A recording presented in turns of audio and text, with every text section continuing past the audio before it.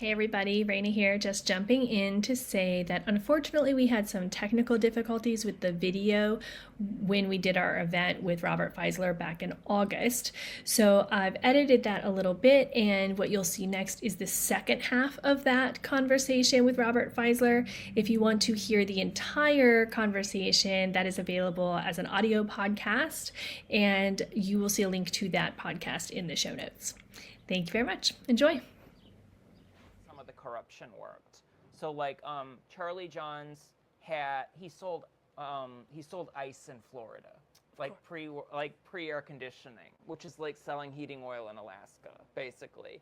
And he secured a handshake deal as the state senator to sell all the ice at the all-white University of Florida Gator football games. I mean, brilliant. And also, he could pressure the university president so much that in order to sell ice there, he didn't like to have to carry it very far, so he got special permission to park at the football games in the driveway of the president of the university. And he also owned an insurance company that would issue no-bid policies and contracts for every prisoner that was imprisoned at Rayford State Prison, which was in Charlie Johns's senatorial district. Mm-hmm. I could go on and on, but that sort of you see why people don't want to leave office once they acquire that kind of good old boy power. Mm-hmm. It becomes inconceivable that if you would lose it, you would almost feel like you were being disenfranchised. You don't even realize you're entitled at that point. Right. Yeah. Well, okay. So I wrote down this quote that I've heard you bring up in multiple interviews. Oh my God! But that's what happens when you develop a shtick, and then it's hard to break out of it. Well, but you're gonna break me out of it. I'm gonna break you out of it just a smidge because I Newt Gingrich. We're gonna bring it. Oh my God! Good. To the Tulane alumnus, Newt Gingrich. Yes. They don't like to admit it. No. He got a history degree, and I'm in that department now. Is he on the wall? It's like Newt Gingrich. No, there's no Newt Gingrich mention. Oh, no. Even though I think he donated his papers to the Tulane archives. Oh, well, he probably had to send it somewhere. Oddly enough, I've never heard of anyone reaching. One day, someone's going to win a Pulitzer. I and guess they're gonna go to New There's Orleans, some good and stuff they're in gonna there. Write a book about Newt Gingrich. Okay, let's hope not. Maybe. Okay. Okay, so Charlie John's greatest enemy in the Senate. That is what you have said. He's unnamed greatest enemy in the Senate. Said. Yeah. Charlie Johns is the most charming man I've ever met. I have to remind myself that I hate him. Yeah. So, I sold books at a book event for Newt Gingrich in the early 2000s. And I just happened into that. I was working at Barnes & Noble, and he came to Fort Myers, and he was promoting those. He co-wrote some fiction books about reimagining the Civil War. Mm-hmm. So you can imagine they're highly entertaining, but they're a certain vibe. Mm-hmm. And the community relations manager at the time, she was sick, so literally they came in and was like, "Who wants to do this?" And I was like, "I'll do it. This is great. Let's do this." Man was the nicest, sweetest. Asked me, my name, my mom's name, my dog's name. Complimented my outfit. Just sugary, sweet. Remembered your name. Does that thing. Oh, Rayna. Oh, does that thing where you just kind of so we all remember. And would you like a water? Oh yes, Rayna, thank you so much. It would be so great if you get, I would love another bottle of water. All of this. And I did, at the end, I was like, I love this guy. Oh, no, I don't. I'm literally I'm in, man. You just tell me what to do. I'm that close. And when I read that quote in the book, and then you said it, in some interviews, I was like, I know that feeling. I literally have to remind him. So I imagine now Charlie Johns as this, that level of politician where he can just sort of sugar himself into and fool us in a room situations. Yeah, he had elephantine memory. Newt Gingrich, or I call it like George W. Bush style capacity for remembering names. That was George W. Bush, not famous for his intellectual capacity, had the politician's gift of being able to steel trap for names. He did have some of the John's had the glad handing ability of like a 1992 Bill Clinton, like the way people write about him in that book Primary Colors, where Clinton could really work a room and make everyone feel seen and special. Charlie Johns could do that. He also had the parliamentary trickery and ability of like a kind of a Mitch McConnell, or like a 1996-97 Newt Gingrich. Yeah. He could play those sort of Robert's Rules of Order mechanisms to get whatever done or not done, depending on what he wanted. And also he was probably one of the first generation of politicians to have that sort of it's considered a commonplace part of Trumpism. But Charlie Johns was one of the first people that started to view himself as such a big idea. He would talk about himself in the third person. Yeah. So they'd be like, Charlie Johns is against winter racketeers in Florida. Charlie Johns is for co-education at the University of Florida, unless he's against it. And like he'd be like, and then like, or if you talk to him, he'd be like, well, I'm for it, but I don't know if Charlie Johns is. It gets really confusing where you're like, who am I talking to? Big U, small U? But he embodied a lot of these political tropes that you could see, and I totally understand what you mean, that sort of eerie, illusory feeling when someone takes you into their distortion field, and there's a reason why they're a professional at this. Yeah. It's sort of like the reason why con men are able to keep doing it, or like, do you ever know when you're like a car salesman is selling you something that I didn't want this, like that kind of thing, like I'm getting into a scenario that I didn't. It's that sort of thing where a lot of cues and a lot of unconscious psychology games are being played that have a lot to do with chumminess. Yeah. Well, and then with the Johns papers, a lot of these things got done in his name. Yeah. Right. So even when he's not in the room, it trickles down, and other people are persecuting these people. He loved attack dogs and proxies to do his worst work. So he hired a chief investigator, a guy named Remus Strickland, to stalk leaders of the Florida NAACP, or the Intercivic Council, which were the black church leaders that were trying to integrate busing in the capital city of Florida.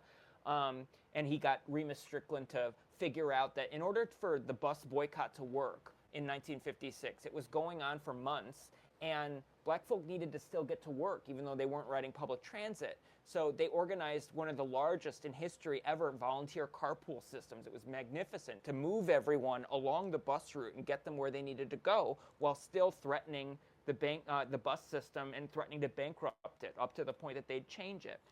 And so Remus Strickland, Charlie Johns' attack dog, figured out that none of these carpool volunteers had taxi licenses. So he got them all arrested as illegal taxis operating without a license. And they were actually drawn up in court. They were put in lockup, jailed, in many cases, threatened with astronomical fines. For like 1956, some of them were threatened with thousands of dollars of fines, which at that point would have been the equivalent of like now hundreds of thousands of dollars. And so basically, that was one of his tricks. And then he also had attack dog lawyers that would go after like NAACP leaders if they'd found legal representation and take it to the level of the courts. And his attack dog lawyer was this guy, Mark Hawes, who was a white segregationist, conservative Democrat attorney out of Tampa who had political pork chopper, Dixiecrat political aspirations. And Mark Hawes thought that by helping Charlie Johns, by grandstanding in public hearings where they would subpoena a black leader and then harass and embarrass them, that this would be his ticket to higher office. And he thought, and then unfortunately what happened to him is he ended up in his life basically the equivalent of a legal equivalent of an ambulance chaser. I don't want to even say Morris Bart. I think that's actually too much high of a level. And he was involved as basically the representative of taking on very notorious cases in Florida at the end of his career in the 70s, including a case involving the murderess Betty Lou Haber. who was this famous Floridian murderer who had conspired with her child from a different marriage to murder a tycoon that was like a Tampa Bay furniture store tycoon. So anyway, these are the type of people he's surrounding himself with, and the quality of individuals he's surrounding himself with, which gave him proxy then to claim, well, it's not Charlie, because he would refer to himself in the third person. It's not Charlie Johns that did it. It's just Remus Strickland that did it. It's not Charlie Johns that's suing them all, taking them all the way to Tallahassee court. It's Mark Hawes that's doing it. That sounds so familiar. Today, it's like I want us to be further away from this behavior. Right. But he so perfected it and got away with it that it sets the stage for future Tallahassee strongmen, almost always strongmen, that have these sort of teams of acolytes that they build around themselves that commit crimes on behalf of the boss man. Yeah. And then seem to be, if shit hits the fan, the fall people. Of course. Who can take the blame in a deal that usually gets the boss man out of trouble, which is what Johns did ultimately to his major attack dogs.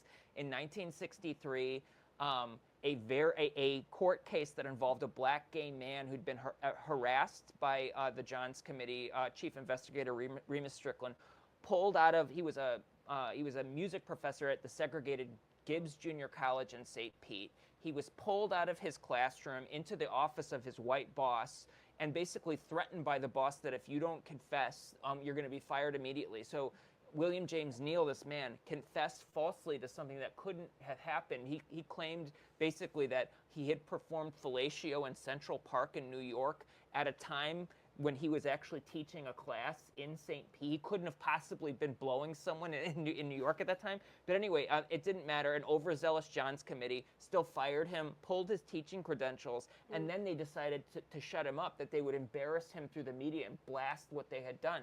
So basically, William James Neal's name appeared throughout all sorts of Florida newspaper publications, TVs. And so William James Neal, incensed, sued, saying that the Johns Committee had violated their own laws in his firing.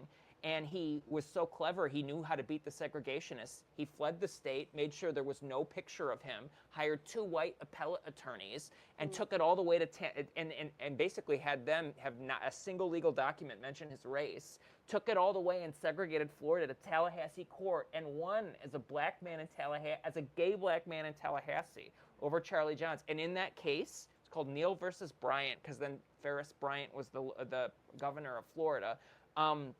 In the case, a very conservative, white, racist Tallahassee court basically tore a new one of Charlie Johns' chief investigator, Remus Strickland. They, in the decision, say the man was incompetent.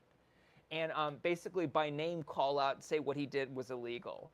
And because that happened, Charlie Johns then to acquire, basically to save face, also keep his senatorial seat, and also keep his committee. When it came time for the next appropriation, he basically fed his attack dog to the, I guess to keep the metaphor going along, the wolves. And so that man was hung out to dry and fired. He still couldn't believe it. At the end of his life, he was still Remus Strickland was still giving interviews about how proud he was of his anti-queer persecutions during the Johns Committee years, and he still couldn't understand. He couldn't wrap his mind around the fact that the nicest guy he knew was the man who ultimately duped and betrayed him. Wow. Yeah, that's a level of charm that is just, you suck them in to the point that they don't even believe that you're the one who stabbed them in the back. That's wild. I mean, how much of a racist do you have to be that big of a sucker? I don't. Yeah, that's hard to even wrap your head around. But see, that's the thing too, is I feel like for all of us, it's hard for us to wrap our head around. Sure. And just in some ways, I want to be in the room with people who can to try and figure them out, and other ways I really want to run away. So sure. It's one of those difficult things. I think that's a little bit of a journalistic situation where you're sure. I want to figure this out. But yeah. also then as a person, you're I'm not. I also don't. You want do to feel be gross friends with eventually. I did want to understand why Charlie Johns hated black integrationists so much behind the smile. or why he was made so uncomfortable and he was so sexually naive that he wanted to throw up at the idea of all the stuff he was learning about homosexuals in Gainesville and in Florida State. I did want to learn,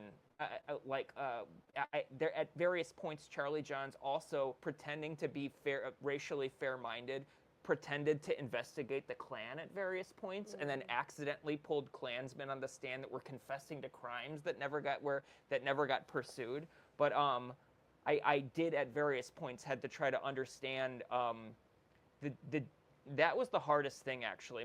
I've developed kind of not an emotional callus, I would say, but a capacity to go to the dark place and live there with queer history for a long time because I've done it a lot. I hadn't explored the depths of Southern racial carnage before, and especially not Floridian racial carnage. Yeah. The lynchings, the floggings, what would happen when a pregnant black woman would try to claim white paternity, what would happen to her and her kid. It's so gruesome. And so I would have to wrap my mind around very difficult, violent scenarios that even from a contemporary context or transplanted then seemed inexcusable to try to understand what would motivate racial violence of that caliber. Weirdly enough, they say any book, if you flip to page 99, like it can tell you the theme of the book. And page 99 in my book features, I did the trick with my book, features a lynching scene where a black father named Richard Cooks is kidnapped by two Klansmen, and he is wrongfully kidnapped because they basically got drunk and got the wrong black. They claimed later in court, which got them off. But they lynched the man. They brought him to the old Sewanee River. They hung him, beat him, threatened to feed him and his children to the alligators. And then they left him for dead, basically. And then the sheriff found Mr. Cooks and basically traced him back to the Klansmen that had abducted him. They confessed, and the Klansmen get away with it. And Richard Cooks is blamed for not being able to describe his abductors enough to satisfy the white sheriff, who was actually a Klansman in the same chapter of the Klan as the men who'd abducted Richard Cooks. And going into that so horrified me, trying to understand what the abductors, what the sheriff, all of that. I had to make life changes. I live in New Orleans. I loved a happy hour cocktail. I would find myself being a crying drunk. I'd get so upset thinking about Southern racial injustice. So Daddy had to start meditating and stop drinking. I know it was it was honey, if you knew how much I love Sazeracs, that was a change. But I feel that's a consequence of going to the dark place involving racial violence involves so many adjustments of putting myself in the mentality of a society where whites were genuinely obsessed with the notion of tamping down black male sexuality, and that was their primary concern. They built an entire worldly prison, basically made the whole state a plantation to try to prevent one sexual phenomenon that they were so obsessed about, miscegenation, black male to white female. And they would hurt and lynch so many people. They burned down whole villages in Florida. They burned down the village of Rosewood. They burned down so many to prevent that one phenomenon that they thought would lead to the unraveling of their apartheid order. Anyway, you got me going. But yeah, so that's the hardest stuff to try to mentally place yourself into as a writer. I feel like the difference when we're talking about this with Tinderbox, you get intimately in. You describe all the gentlemen who were there at the upstairs lounge, and then we see a few people who are associated with them. Yeah. And it's still an incident, one time period. Sure. This is a systemic, overarching umbrella of what is happening. And that you do an amazing job, similar to Tinderbox, where we get in, you bring them all to life, the good guys, the bad guys, right? You bring them all to life, but there's so much going on that I find it is scary in a way that Tinderbox isn't for us. It's an incident that occurred at a time, and we want to learn about it. And this is like, I can see connections to what we're doing now. The system of government in Florida, it has this in its past, like it's built on it.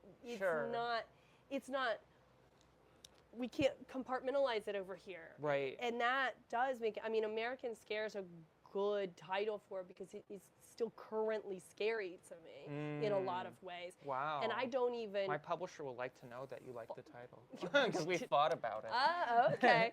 Well, so this is your title or is not your title? I wrote it, so I liked it among many, actually. But yeah, that's so, wow. I mean, it's scary to me, and I'm clearly not Black. I am not queer. I am not, they're not coming after me. But, not yet, thank you very much. Yeah, and it doesn't, I've said this about Tinderbox. I think queer history is American history. I think Black history is American history. You have to treat it like American history.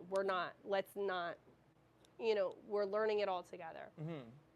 And that is what this, what your book is doing. I really feel that way. And you do such an amazing job bringing the people to life, but piecing all the little bits together, in the beginning with the setup, and then as the book goes on, like you see these pieces with the queer history and Black history, and it's all like, the John's papers, and he's all like, it's all headed in this direction. Wow. And yeah, and then what's the next step, right? Yeah. And that's kind of like where we are now in what we're doing now, and we see a lot of policies around trans people. We see trans kids all the time, but it's not just trans kids, and we see like where immigrants are just terrorists now. They're just bad people. And if we can do that, if we can give it a label and make them communists, right? Make them whatever they are, whatever the word is, then it becomes okay to send them away or whatever it is. And so that's why this is scary, because it is explaining, and you do a great job explaining how and why they justified what they did. Yeah. I do feel like Charlie Johns's Florida and Charlie Johns's America has returned. I do feel like steeping myself in John's committee history, and also like the cache of documents, basically the major document find that I pulled together that enabled me to write this book about Charlie Johns. I feel like living with that 6 years of Red Scare documentation, I do think the level of fear and hysteria felt in the 50s and 60s is similar or even worse to what is being felt now. And it clarified for me what a Red Scare is actually, where like it has very little to nothing to do with communism actually. You're correct, it's a provocation where that you've chosen a bugaboo phrase. Really what it is it's arch conservatives that have totalitarian instincts abusing the people's power to target scapegoats and to try to establish and enforce a new hegemony, like a cultural hegemony.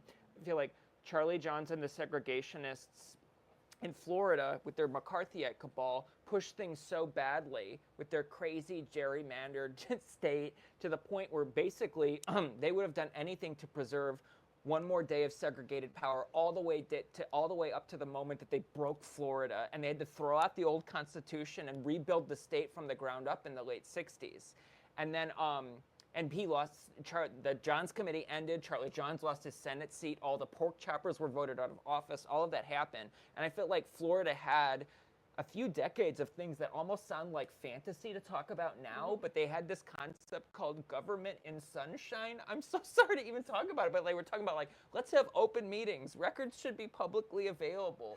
And this occurred all the way through the 90s. And then there was some sort of breakdown and return where you see a lot of the personality moves and characteristics of even someone like a Jeb Bush, his anti-gay adoption stuff, reflected back on a lot of things Charlie Johns would say about queer folk being a danger to children, They're pedophiles. They're going to groom them. They're into homosexual recruitment. And then DeSantisism was just this massive resurgence of not just anti-queer stuff, but a lot of anti-black, and especially the fear of militant black stuff, where you think about like, don't teach AP African American history, because then that's going to teach the kids all about slavery and segregation, and then they're going to hate their country like that. So we should just keep that woke material away from these impressionable minds, so that basically Florida can continue to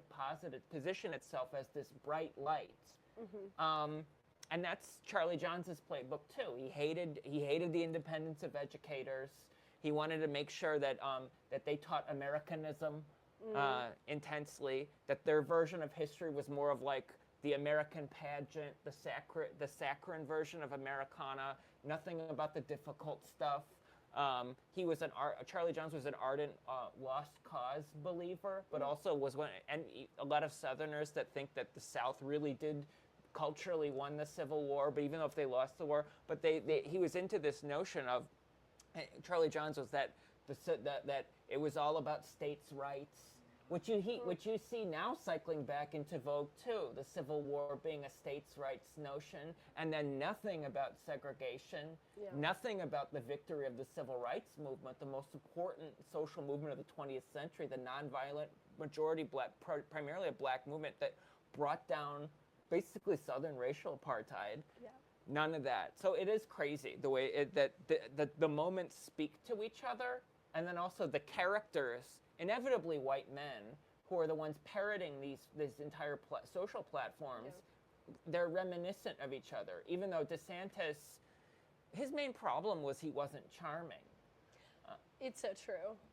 He does not come across as He had bully instincts that like riled up the base, but then when you heard him talk, it kind of ruined the illusion a little bit. Yeah, he tries.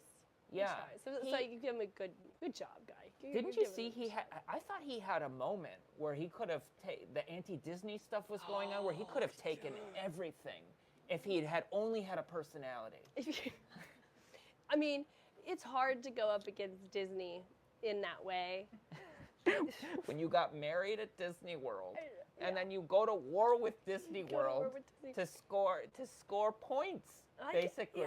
I mean, I can tell you, as a Floridian, yes, we love-hate Disney. It's just like, like Bourbon Street, okay?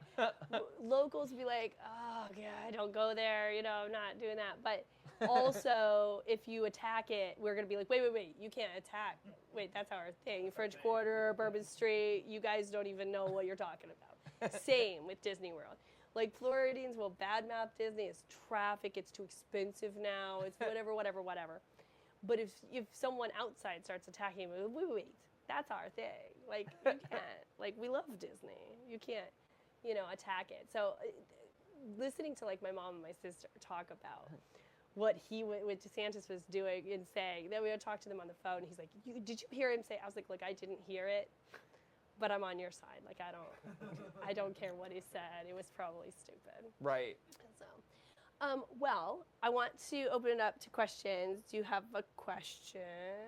You have a question. Go.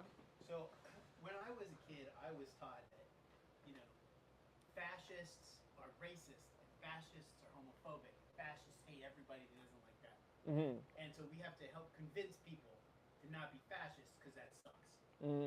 Now that I'm kind of living in it, what I'm learning is that's not really the case. It's all it seems so cynical. The banality of evil.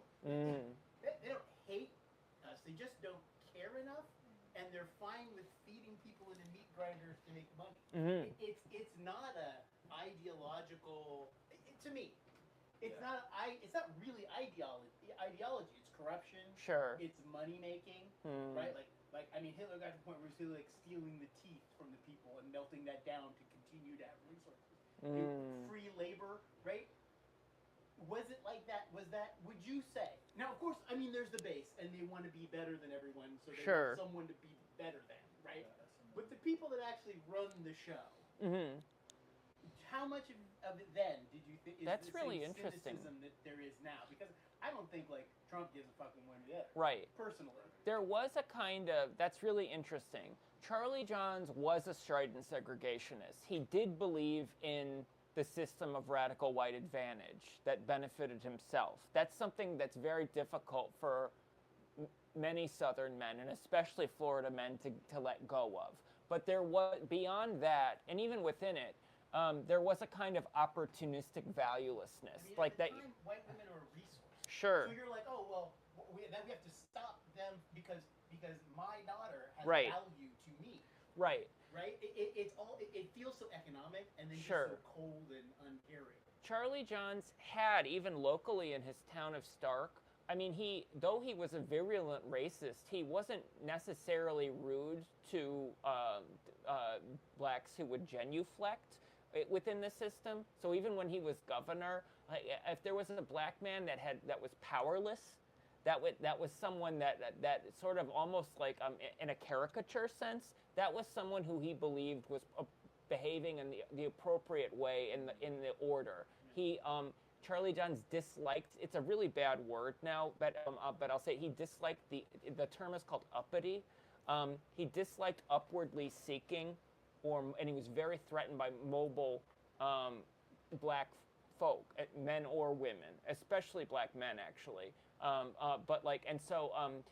So when he was acting governor, basically white acting governors of Florida would work through the prison system to basically they would parole ex-black murderers into the governor's mansion. I'm not even making this up, to be the butlers that would be the reformed servers that would help out. And then whenever they felt they needed to get the pulse of black sentiment, they would ask the ex-murderer, who was this famous butler named Martin, who Charlie Johns loved, and that would be him saying, no, he gets black people in the South because Martin told me, and then like that would be his thing. But like but there wasn't like his platform that he had wasn't it's very similar to Trumpism in terms of the level of valuelessness, where basically it's sort of Machiavellian. How do you position yourself ideally? It's And so amoral that it correct. It lacks even the conviction of evil. Yeah.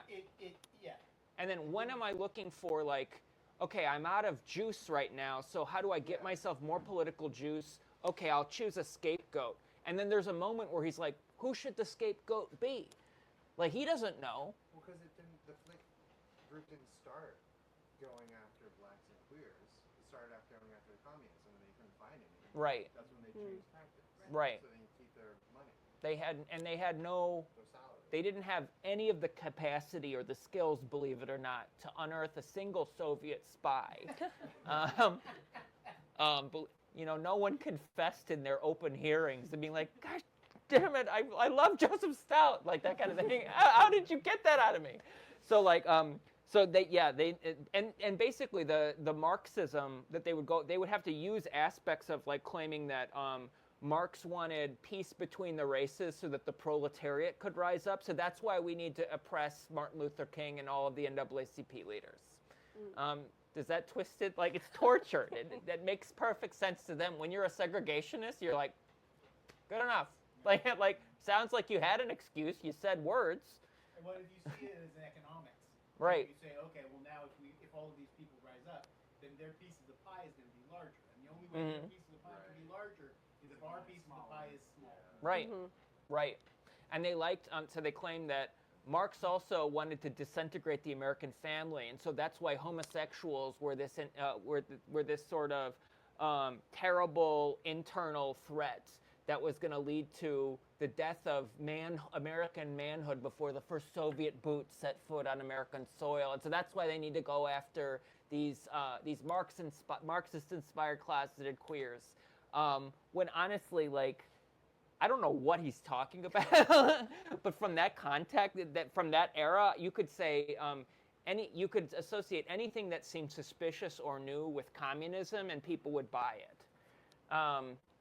But no, I mean, like, the Johns Committee in its 9 long years of persecuting thousands, if not tens of thousands of Floridians, unearthed not a single communist spy, and they put no one in prison, even the NAACP leaders that they tried to persecute in jail, because they eventually like got foiled in courts. Their lawyers, the Johns Committee lawyers, were incompetent. The only person they ended up convicting was the news reporter who had been reporting the Johns Committee's beat, this guy named Robert Delaney, who they entrapped with a prostitute who was a convicted lesbian on parole.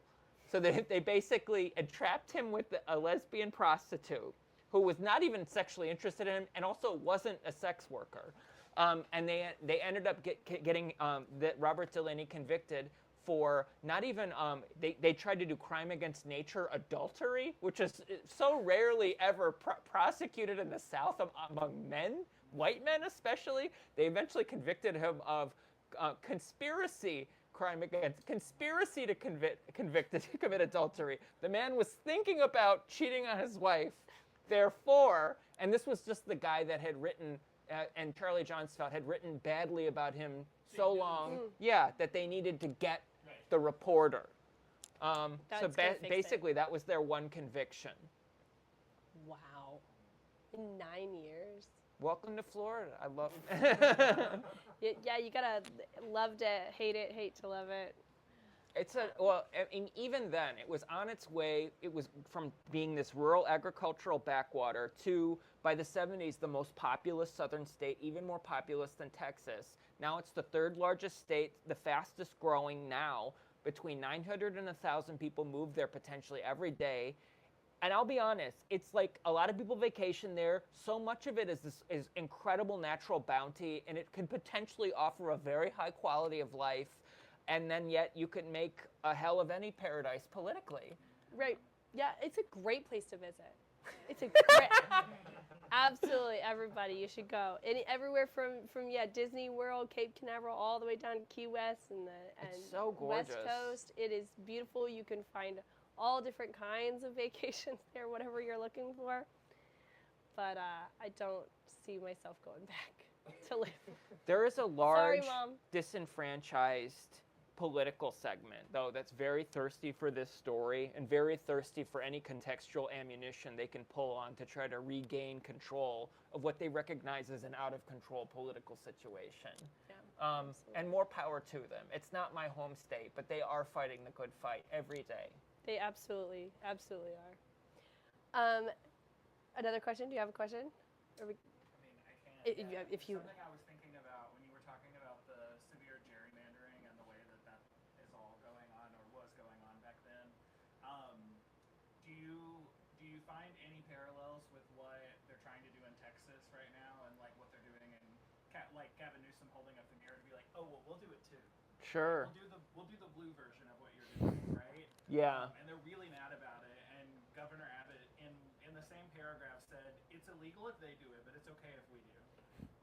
Okay. But is that similar to what was going on in Florida back then? Like, do you see a similarity there? Yeah, there's this idea of an incumbent has a right to choose. It's usually a man, so it's like, but I'll be real, because there's something about male dominance in the idea of gerrymandering to this degree, I feel, but like that the incumbent has, a conservative especially, has a right to choose his voter, right? That notion was quite commonplace in Florida in the gerrymandering of the pork choppers, which was, they even took it, it was called malapportionment, was what the federal courts called it, because they basically, Floridians then didn't think you needed to have one person, one vote. They thought North Florida vote should count for like basically the equivalent of 3 or 4 votes of South Florida, and that's fine. And so the idea, Charlie John saw no problem in the idea that basically, so long as he was helping himself and his friends and his kin, what's the issue here, and why are you being mean to them? Like he creates a system where basically, because he issues all the insurance contracts for the state prison, he can get his friends jobs in the state prison. Like and so there's one news article I found about this was a corruption case that basically where Charlie Johns ended up saying like the soft part out loud, where he tried to get a job for a white man who was illiterate. And Charlie Johns knew to be a guard at the state prison. And Charlie Johns said, that this young man is a fine candidate. He comes from a good family and he can sign his own name. And then when they said the man's illiterate, I don't think like part of the job involves him being able to read. He goes, Charlie John's excuse was, well, prison guards don't have to be geniuses.